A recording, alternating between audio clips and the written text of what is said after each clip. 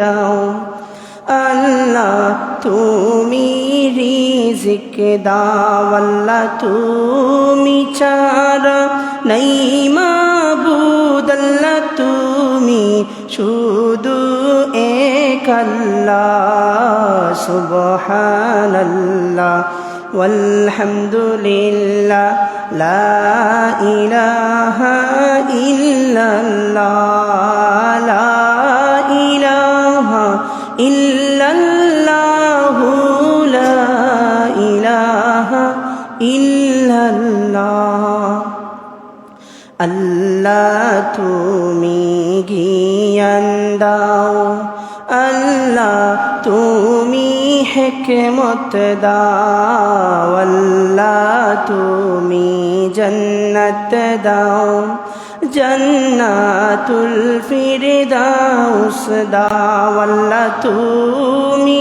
ছাড়া নাই মাবুদ আল্লাহ তুমি শুধু এক আল্লাহ সুবহানাল্লাহ ওয়ালহামদুলিল্লাহ লা ইলাহা ইল্লাল্লাহ লা ইলাহা ইল্লাল্লাহু লা ইলাহা ইল্লাল্লাহ লা ইলাহা ইল্লাল্লাহু মুহাম্মাদুর রাসূলুল্লাহ।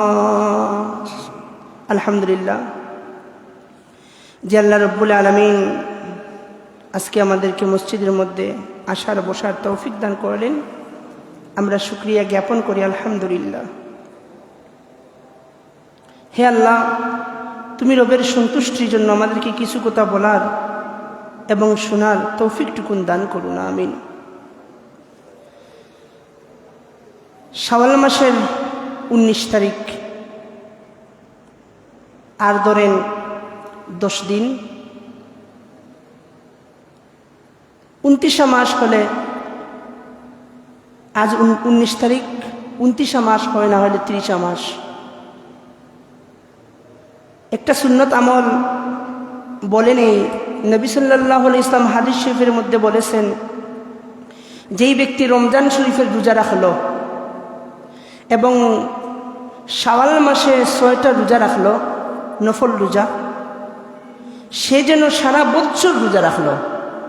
অর্থাৎ এই শাওয়াল মাসে কেউ যদি 6টা নফল রোজা রাখে, হোক একসাথে অথবা আলাদা আলাদাভাবে, একদিন রোজা রাখলো একদিন ছাড়লো, একদিন রোজা রাখলো একদিন ছাড়লো, অথবা একসাথে রোজা রাখলো, সেটা তার ইচ্ছা দিন, সারা বছর রোজার সওয়াব আল্লাহ রাব্বুল আলামিন দান করবেন। সুতরাং আমরা যারা পারি, যাদের আমাদের সামর্থ্য রয়েছে, আমরা যেন এখনো আজ মাসের, আরবি মাসের 19 তারিখ, আজকে 10 দিন অথবা 12 দিন, 29 অথবা 30 মাস হয়, তো এখনো সময় আছে। আমরা যারা পারি 6টা নফল রোজা রাখবো, সারা বছর নফল রোজার সওয়াব আল্লাহ রাব্বুল আলামিন দান করবেন। আসুন পবিত্র কুরআনুল কারীমে আমরা চলে যাই। সূরা আহজাবের 21 নম্বর আয়াতে আল্লাহ রাব্বুল আলামিন নিজে স্বয়ং বলতেছেন, আল্লাহ বলেন, লাকাদ কানা লাকুম ফি রাসূলিল্লাহি উসওয়াতুন হাসানাতুন লিমান কানা ইয়ারজুল্লাহা ওয়াল ইয়াউমিল আখির ওয়া যাকারাল্লাহা কাসীরা। লাকাদ, অবশ্যই, নিশ্চয়ই, এতে কোনো সন্দেহ নেই। রব্বুল আলামিন বলতেছেন অবশ্যই কি, কানা লাকুম ফি রাসূলিল্লাহ, আল্লাহর রাসূলের আদর্শের মধ্যে, চরিত্রের মধ্যে, উসওয়াতুন হাসানা, তোমাদের জন্য রয়েছে উত্তম আদর্শ। আল্লাহর নবীর পারিবারিক জীবন, সামাজিক জীবন, রাষ্ট্রীয় জীবন, আমল, আখলাক, এই সমস্ত বিষয় যদি তোমরা অনুকরণ করে চলো, এটা হলো সর্বোত্তম চরিত্রের উদাহরণ।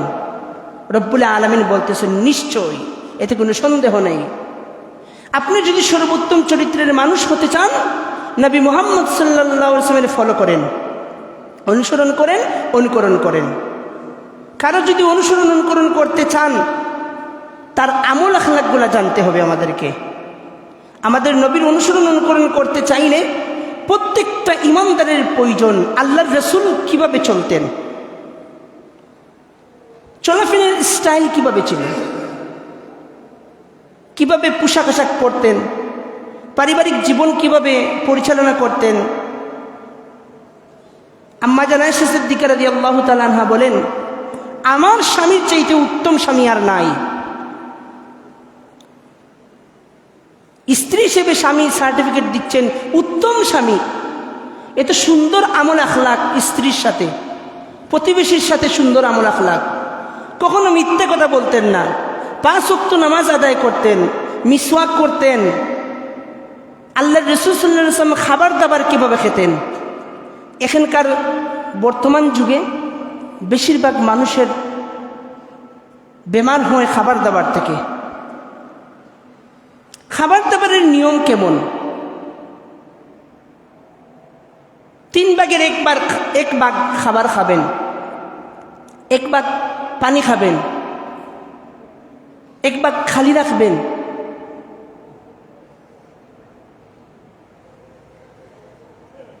আল্লাহর রাসূল বলেন, মুমিন ব্যক্তি 1 আতে খায় আর কাফির খায় 7 আতে। 7 আতে খায় কাফের ব্যক্তি আর মুমিন ব্যক্তি খায় 1 আতে।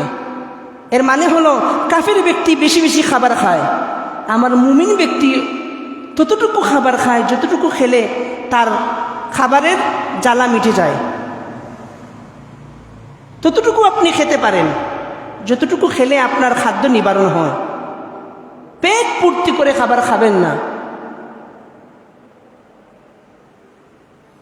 অনেক বেমার থেকে আপনি বাঁচতে পারবেন। অজু করলেন, চক্ষু পরিষ্কার হলো, চক্ষের রূপ থেকে আল্লাহ রাব্বুল আলামিন আপনাকে হেফাজত করলেন। স্কিনের মধ্যে অনেক ব্রণ হয়, যেটাকে আমরা হাল বলি। আপনার স্কিনটা পরিষ্কার হলো অজু করলে। কানের মধ্যে অনেক বেমার হয়, ডাক্তারের কাছে যাবেন, কানের মধ্যে পুঁজ পড়ে অনেক। এই বেমার থেকে আল্লাহ রাব্বুল আলামিন কান পরিষ্কার করলেন, ময়লাগুলো চলে আসলো। নাকের ভিতর অনেক বেমার হয় মানুষের, নাক পরিষ্কার করলেন, নাকের রোগ থেকে আপনি মুক্তি পেলেন। দাঁত পড়ে যায়, দাঁতের মধ্যে পোকায় ধরে, অনেক বেমার আছে। মিসওয়াক করলেন, দাঁতের পরিচর্যা হয়ে গেল। জিহ্বার মধ্যে অনেক ব্যাকটেরিয়া তৈরি হয়, মিসওয়াক করলেন, জিহ্বা পরিষ্কার করলেন, ব্যাকটেরিয়া চলে গেল, খাবারের রুচি হয়। এটা বৈজ্ঞানিক পরীক্ষিত আমল। নুকের মধ্যে অনেক বেমার হয়, অজু করার সময় 5 ওয়াক্ত নামাজের সময় ভালো করে পা পরিষ্কার করেন। মানুষের পায়ের গোড়ালি ফেটে যায়,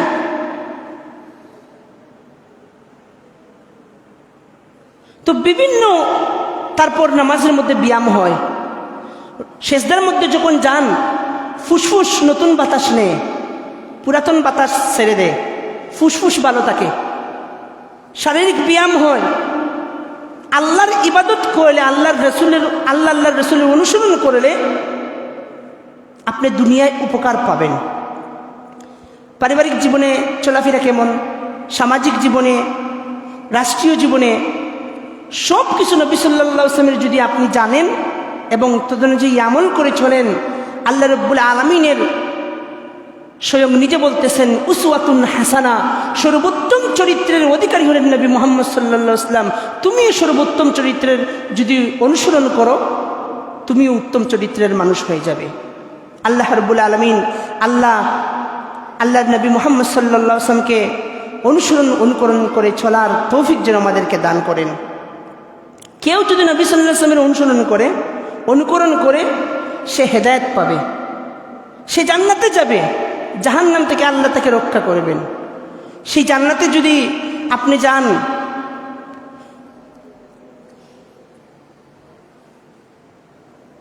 সেই জান্নাতটা কত বড়! আল্লাহ রাব্বুল আলামিন পবিত্র কুরআনুল কারীম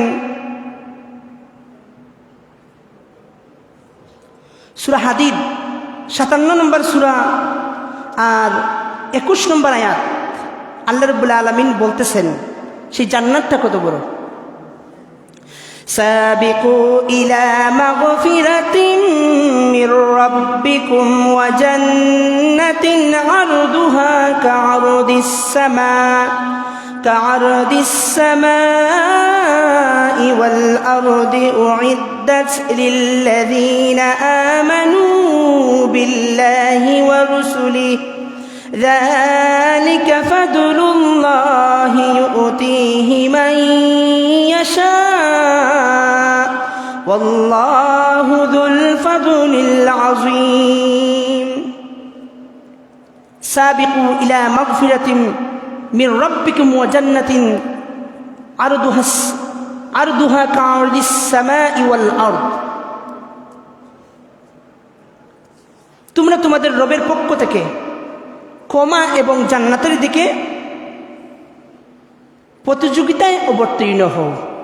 রবের ক্ষমা, গুনাহ করছেন আল্লাহর কাছে ক্ষমা চাইবেন, আর জান্নাতের জন্য প্রতিযোগিতা করো। প্রশ্ন আসে না, আল্লাহ গো তুমি যে আমাদেরকে জান্নাত দেবে, জান্নাতটা কত বড়? আল্লাহ রাব্বুল আলামিন বলতেছেন আরদুহা কাআরদিস সামাই ওয়াল আরদ, আসমান এবং জমিন যেমন প্রশস্ত ওই রকম প্রশস্ত জান্নাত তোমাদেরকে আমি আল্লাহ রাব্বুল আলামিন দান করব।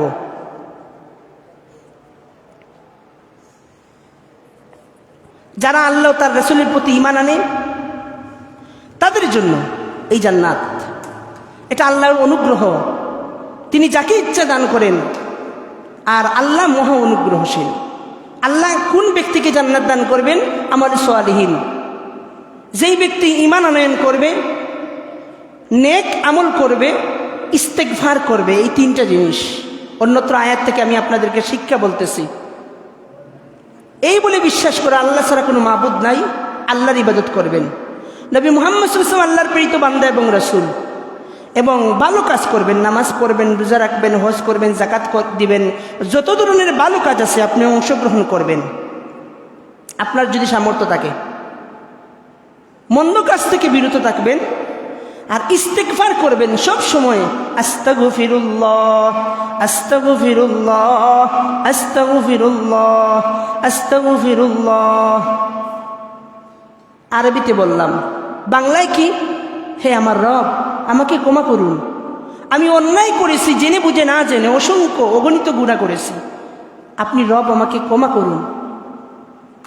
আল্লাহর রাসূল দিনে 70 বার আল্লাহর কাছে ইস্তেগফার করতেন, ক্ষমা চাইতেন, আল্লাহ তুমি আমাকে মাফ করে দাও।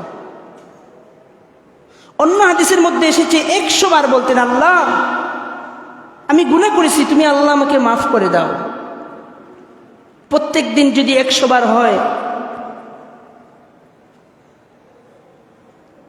এবার চিন্তা করেন মাসে কয়বার হয়, বছরে কয়বার হয়, আল্লাহর রাসূলের জীবনে কয়বার হয়, আর আমরা প্রত্যেক দিন কয়বার আল্লাহকে বলি, আল্লাহ তুমি আমাকে মাফ করে দাও, আল্লাহ তুমি আমাকে মাফ করে দাও। আমাদের অবস্থা এমন, আমরা নামাজে আসি না, আর আল্লাহর কাছে কিভাবে বলবো আল্লাহ মাফ করে দাও? আর যখন আমাদের উপর মুসিবত চলে আসে, যে কোনো ধরনের মুসিবত, মা মারা গেছে, অথবা আপনার সন্তানটা হসপিটালে ভর্তি, অথবা আপনার স্ত্রীর হসপিটালে ভর্তি, বলা লাগে না, সাথে সাথে ওযু করে নামাজের মধ্যে চলে আসে আল্লাহর বান্দা। কিরে ভাই,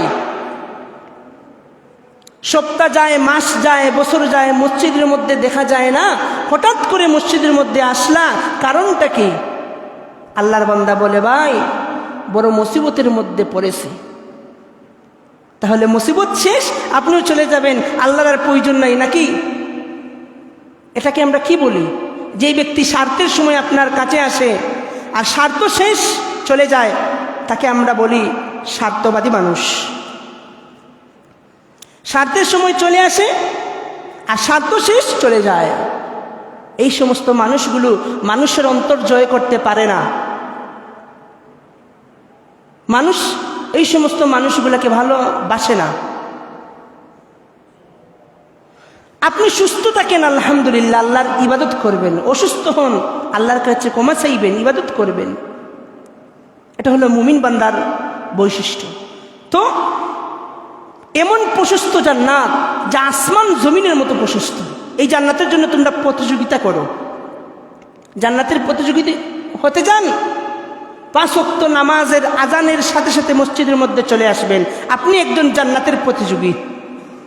আল্লাহর রাসূল বলেছেন, যেই ব্যক্তিকে দেখবে 5 ওয়াক্ত নামাজ জামাতের সহিত মসজিদের মধ্যে আদায় করে, ইমানদার হিসেবে তাকে সার্টিফিকেট দিয়ে দাও, সেই ইমানদার।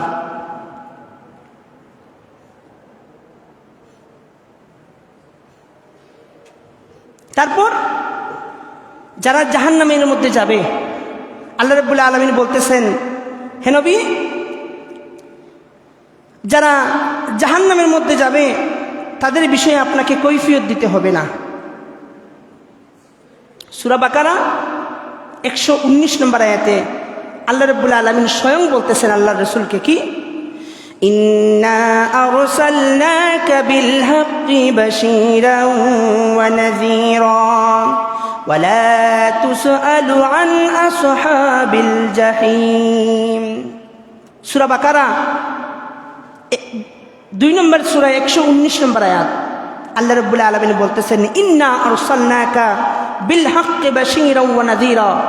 হে নবী, নিশ্চয়ই, এতে কোনো সন্দেহ নেই, আমি আল্লাহ রাব্বুল আলামিন আপনাকে পাঠিয়েছি আরসালনাকা বিল হাক্কি বাশীরা ওয়া নাযীরা, সুসংবাদদাতা এবং সতর্ককারী রূপে। আপনি মানুষকে সুসংবাদ দিবেন জান্নাতের, জাহান্নামের ভয় দেখাবেন।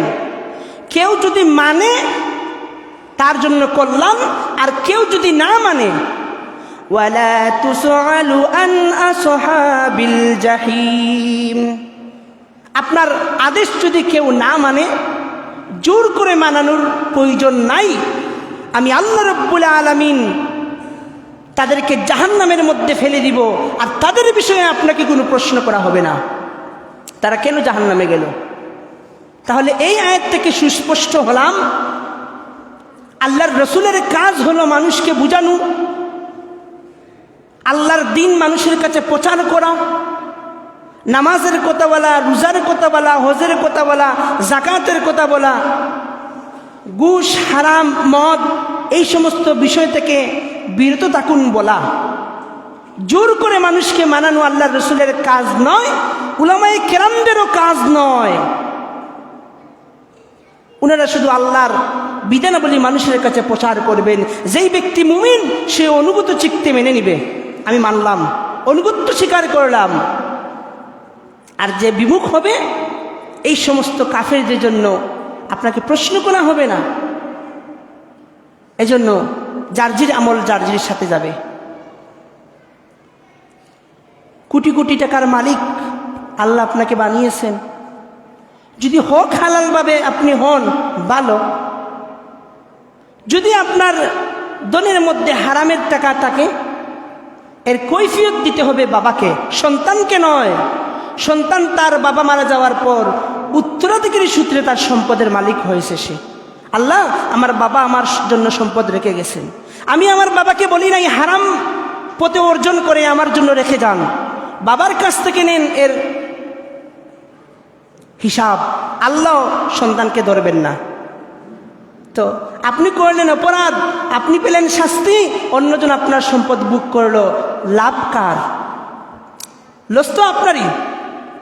এজন্য আসুন, আল্লাহ রাব্বুল আলামিন পবিত্র কুরআনুল কারীম সূরা নিসা 4 নম্বর সূরা 56 থেকে 57 নম্বর আয়াতের মধ্যে আল্লাহ রাব্বুল আলামিন আলোচনা করতেছেন যে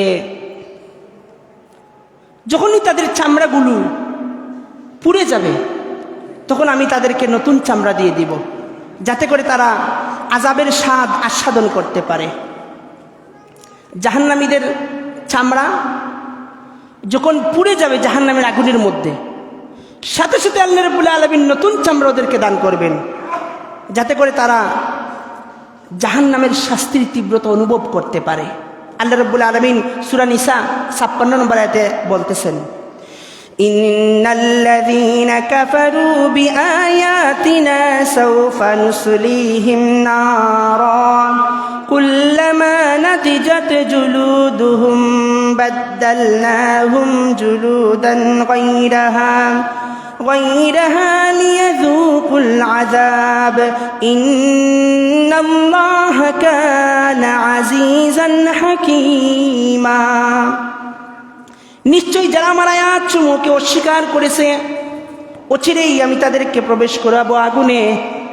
যারা আমি আল্লাহর আয়াতকে অস্বীকার করেছে, আমি আল্লাহকে রব হিসেবে মানে নাই, আমি আল্লাহর সাথে অংশীদার স্থাপন করেছে, ওই সমস্ত কাফেরদেরকে আমি আল্লাহ অচিরেই জাহান্নামের মধ্যে প্রবেশ করাইব। যখন তাদের চামড়াগুলো জ্বলে পুড়ে সারকার হয়ে যাবে, আবার তাদেরকে নতুন চামড়া দিয়ে দিব যাতে তারা আযাবের স্বাদ আস্বাদন করতে পারে। নিশ্চয়ই আল্লাহ পরাক্রমশালী, প্রজ্ঞাময়।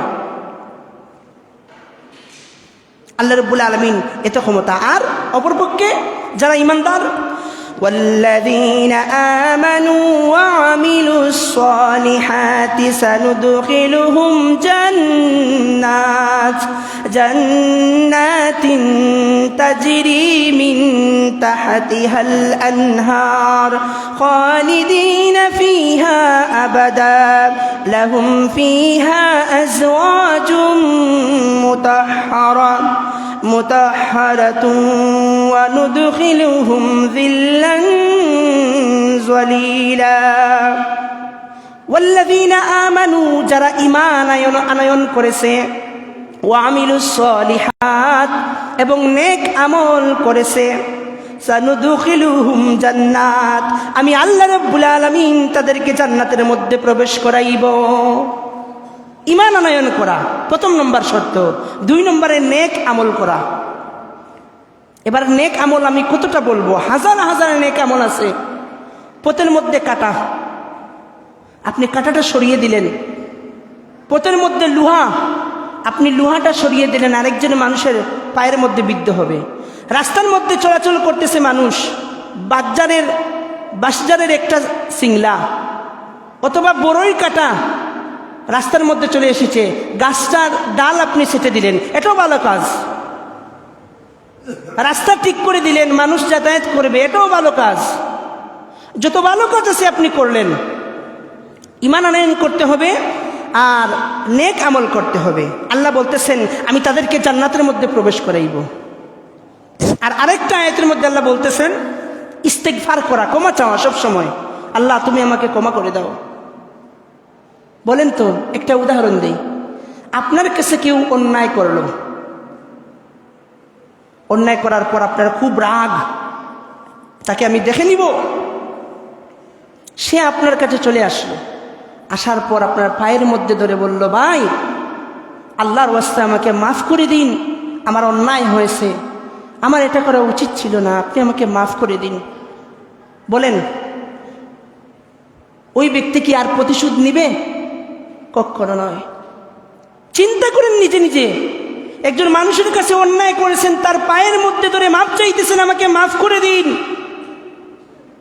সে বলবে, পায়ের মধ্যে ধরে ফেলেছে, যা মাফ করে দিলাম।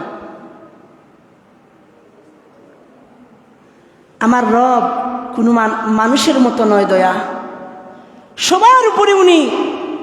আপনি যদি প্রত্যেকটা দিন বলেন, আল্লাহ আমার মালিক, আমার সৃষ্টিকারী রব, আমি অসংখ্য গণিত গুনাহ করছি, মওলা জেনে করেছি না জেনে করেছি, বুঝে করেছি না বুঝে করেছি, আল্লাহ গো তুমি আল্লাহ আমাকে মাফ করে দাও। এটার নাম হলো তওবা, এটার নাম হলো ইস্তেগফার, ক্ষমা চাওয়া। আমাদের সমাজের মধ্যে কিছু ভুল প্রথা রয়েছে।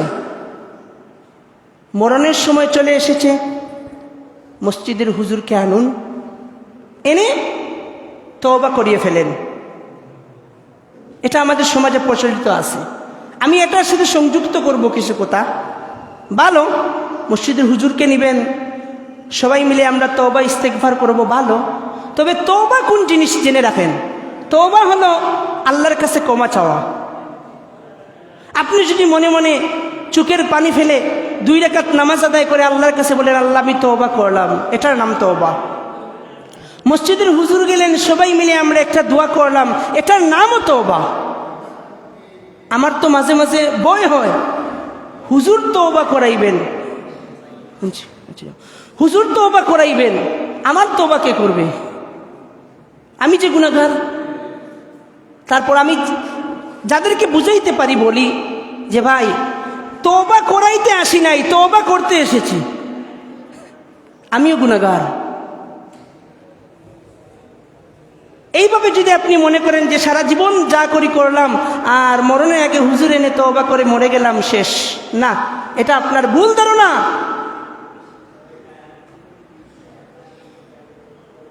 শুনায় সোহাগা, সারা জীবন আপনি নিজে তওবা করলেন, মরণের আগে হুজুর গেলেন তওবা করলেন, আপনিও ওনার সাথে হাত তুলে তওবা করলেন, সেটা ভিন্ন বিষয়, করতে পারেন। তো আল্লাহ রাব্বুল আলামিন বড় খুশি হন যখন কোনো বান্দা বলে আস্তাগফিরুল্লাহ, হে আমার রব, আমি অন্যায় করেছি, জুলুম করেছি, আমাকে মাফ করে দাও। একবার নয়, দুইবার নয়, 70 বার নয়, 100 বার আল্লাহর রাসূল প্রত্যেকটা দিন আল্লাহর কাছে বলতেন। আল্লাহর রাসূল যদি মাসুম হওয়ার পর 100 বার আল্লাহর কাছে তওবা করেন, আমরা কয়বার করা উচিত? আমরা তো একবারও করি না, জানিও না। তো আল্লাহ রাব্বুল আলামিন এই আয়াত পড়ে আমি শেষ করে ফেলব, কারণ আমাদের সময় শেষ হয়ে গেছে, যে সানুদখিলুহুম জান্নাত, আল্লাহ তাদেরকে জান্নাতের মধ্যে প্রবেশ করাইবেন। তাজরি মিন তাহতিহাল আনহার, অনন্তকাল ধরে চিরস্থায়ীভাবে ইমানদারগণ জান্নাতের মধ্যে থাকবে, কখনো তাদেরকে বাহির করা হবে না। আর অপরপক্ষে জাহান্নামীরা অনন্তকাল ধরে জাহান্নামের মধ্যে থাকবে, ওদেরকে কখনো বাহির করা হবে না। জাহান্নামীরা বলবে, হে মালিক, তোমার রবকে বলো উনি যেন আমাদেরকে শেষ করে দেয়, আর আমাদের সহ্য হচ্ছে না জাহান্নামের আযাব। মালিক ফেরেশতারা বলবেন, তোরা আল্লাহকে ডাক। আর কাফেরদের ডাক ব্যর্থ হবে, ওরা মরবেও না, চিরস্থায়ীভাবে আযাব ভোগ করবে, আর অপরপক্ষে ইমানদাররা চিরস্থায়ীভাবে সুখ উপভোগ করবে। আরে ভাই, দুনিয়ায় সুখের জন্য লক্ষ লক্ষ টাকা কামাইবার জন্য রাত জেগে উজাগরি করেন, বিদেশে যান, আমেরিকায় যান, লন্ডনে যান, এত পরিশ্রম করেন দুনিয়ার সম্পদ অর্জন করার জন্য। ইমানদারের জন্য কি উচিত নয় আখিরাতের সম্পদ অর্জন করার জন্য এইভাবে পরিশ্রম করা? যদি আপনি পরিপূর্ণ বিশ্বাস স্থাপন করেন আখিরাত আপনার রয়েছে, আপনি দুনিয়ার চাইতে আরো বেশি আখিরাতের জন্য আপনি পরিশ্রম করবেন। আপনি তো মানুষের কাজের মধ্যে লেখে 5 ওয়াক্ত নামাজই আপনি পড়েন না, আপনি কিসের আখিরাতের পরিশ্রমকারী? 5 ওয়াক্ত নামাজই আপনি আরেকজনের কাজের মধ্যে গেলে পড়েন না। ভাই, লঙ্গি ঠিক নয়, প্যান্ট ঠিক নয়, শরীর ঠিক নয়। আজরাইল যখন চলে আসবে, লঙ্গি ঠিক থাকার প্রয়োজন নাই, শরীর ঠিক থাকার প্রয়োজন নাই, চট করে নিয়ে যাবে যান। তখন কি বলবেন? তখন কোন তাল বানায় দেওয়া যাবে না। এজন্য আল্লাহ বলতেছেন, এমন জান্নাত আসমান জমিনের মতো প্রশস্ত, বান্দাগণ প্রতিযোগিতা করো। সেই জান্নাতের জন্য আমরা প্রতিযোগী করতে হবে। অনন্তকাল ধরে তারা জান্নাতের মধ্যে থাকবে। লাহুম ফিহা আজওয়াজুম মুতাহহারা ওয়া নুদখিলুহুম যিল্লান যালিলা, সেখানে তাদের জন্য রয়েছে পবিত্র স্ত্রীগণ, এবং তাদেরকে আমি প্রবেশ করাবো বিস্তীর্ণ গণ ছায়ার মধ্যে। জান্নাতের মধ্যে ছায়া থাকবে আর সুন্দর সুন্দর স্ত্রী থাকবে। আপনার মনে যা চায় সব কিছু আল্লাহ রাব্বুল আলামিন জান্নাতের মধ্যে দান করবেন। সময়ের সংকীর্ণতার জন্য আমাদেরকে এখানে শেষ করতে হলো। যা আলোচনা করলাম, আল্লাহ রাব্বুল আলামিন আমাদেরকে আমল করার তৌফিক দান করুন। আমার আরিয়ানের আব্বা হেলাল চাচা, উনি আগামী বৃহস্পতিবারে চলে যাবেন বিদেশে, ওনার জন্য দোয়া করবেন। আরও অনেকে দোয়া চেয়েছেন, আমার মুখলিস ভাইও দোয়া চেয়েছেন। কার জন্য? আমরা সবাই সবার জন্য দোয়া করব। সাল্লাল্লাহু আলা সাইয়্যিদিনা ওয়া মাওলানা মুহাম্মদ ওয়া আলা আলিহি ওয়া আসহাবিহি ওয়া সাল্লাম। সাল্লাল্লাহু আলা সাইয়্যিদিনা ওয়া মাওলানা মুহাম্মদ ওয়া আলা আলিহি ওয়া আসহাবিহি ওয়া সাল্লাম। আস্তাগফিরুল্লাহ, ইন্নাল্লাহা গফুরুর রহিম। আস্তাগফিরুল্লাহ রাব্বি মিন কুল্লি যামবিন ওয়া আতুবু ইলাইহি। লা হাওলা ওয়ালা কুওয়াতা ইল্লা বিল্লাহিল আলিয়্যিল আযীম। লা ইলাহা ইল্লাল্লাহু মুহাম্মাদুর রাসূলুল্লাহ। اللهم آمين. ربنا ظلمنا أنفسنا وإن لم تغفر لنا وترحمنا لنكونن من الخاسرين. يا حي يا قيوم يا ذا الجلال والإكرام يا حنان يا منان. ওগো একত্ববাদী রব মহান আরশের মালিক আল্লাহ, ওগো একত্ববাদী রব মহান আরশের মালিক আল্লাহ, ওগো একত্ববাদী রব মহান আরশের মালিক আল্লাহ। তুমি আল্লাহ ছাড়া আর কোনো মাবুদ নাই। আল্লাহ আমাদেরকে মাফ করি দেও, অসংখ্য গণিত গুনাহ করছি মাওলা। সারা জীবনের গুনাহের উপর আমরা লজ্জিত মাওলা। তুমি আল্লাহ ছাড়া আমাদের যাওয়ার আর কোনো জায়গা নাই। আল্লাহ আমাদের গুনাহ যদি হয় পাহাড় পরিমাণ, তুমি আল্লাহর রহমত আকাশ পরিমাণ। আমাদের গুনাহ যদি হয় আকাশ পরিমাণ, তুমি আল্লাহর রহমত আরশ পরিমাণ। ওগো রহমতের রব আল্লাহ, ক্ষমাশীল আল্লাহ, আমাদের জীবনের সব গুনাহের উপর আমরা লজ্জিত, আমরা মাফ করে দেও। আমাদের আব্বা আম্মারে মাফ করে দেও, নেক হায়াত দান করো, খেদমত করার তৌফিক দেও। যারা কবরের মধ্যে চলে গেছেন তাদেরকে তুমি আল্লাহ মাফ করে দেও।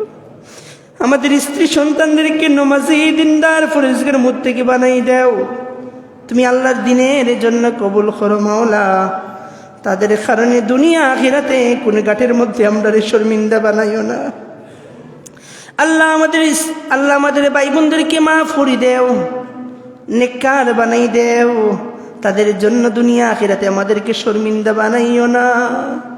মাবুদ রহিম সম্পর্কিত সমস্ত আত্মীয় স্বজনরে মাফ করে দেও।